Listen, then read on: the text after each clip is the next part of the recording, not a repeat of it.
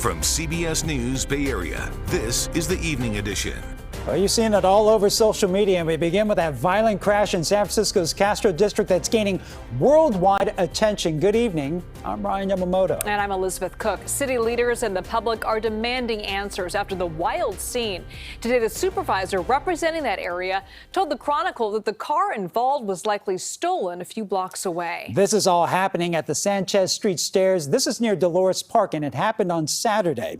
The city has seen a rise in stolen cars during the first half of the year, and according to police data, vehicle thefts are almost up 9% compared to the same period last year. Our Jose Martinez joins us live with what we've learned about this latest theft and the dangerous crash that followed it. Jose? That's right. I'm right here at the Sanchez Street stairs. Now, you can see the impact of this very significant damage caused by the car that landed here on Saturday. Take a look at that. Take a look at what's left of the handrail. It shows you the impact of the incident. Of course, residents are still wondering what really happened.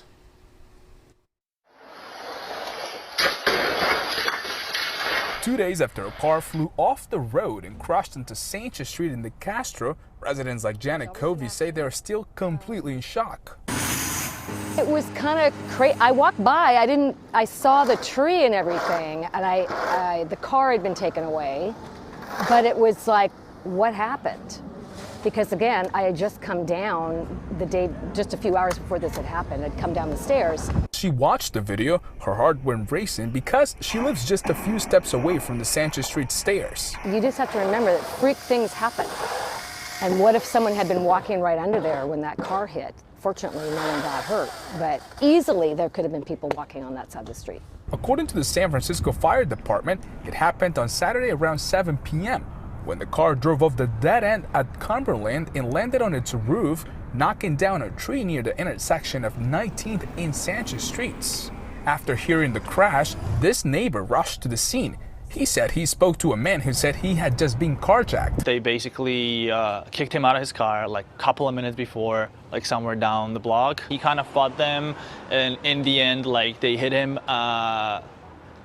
like in the head, I think, with a gun. That's what he said. He said like when they were fighting, his shirt got torn, and like I saw that. Officials said all the occupants fled the scene, but 2 days after the crash, police are still searching for the group.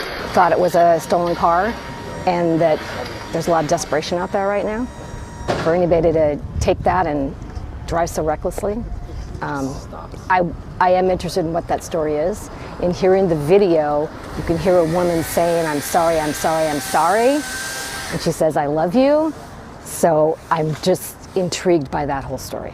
Especially because she thinks this incident is just another sign that things are complicated in her neighborhood. I never felt uncomfortable before, but I do, much more so now. Like even just walking around, I'm a big walker. I don't feel as safe anymore in this.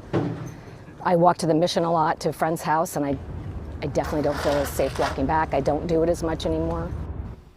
And Jose, we understand you spoke to the supervisor who represents that district. What did he have to say? That's right. We finally got on the phone with him this afternoon. He says, well, he basically confirmed that it was a carjacking incident and he is behind this issue. This is what he said. As best I have been able to glean, there was a carjacking, and then these folks ended up driving around and maybe were unfamiliar with the streets and were going way too fast and went down the side of the hill, taking out a tree and some public infrastructure along the way, and then were able to walk away from it.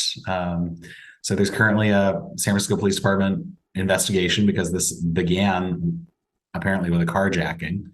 And so in addition to being bad drivers, these folks have also committed a crime for which they should be held accountable. But it's pretty insane story. And Supervisor Manimal tells me that if necessary, he's going to have to do a town hall here in the Castro district to clarify what happened and, of course, fight those concerns in the community.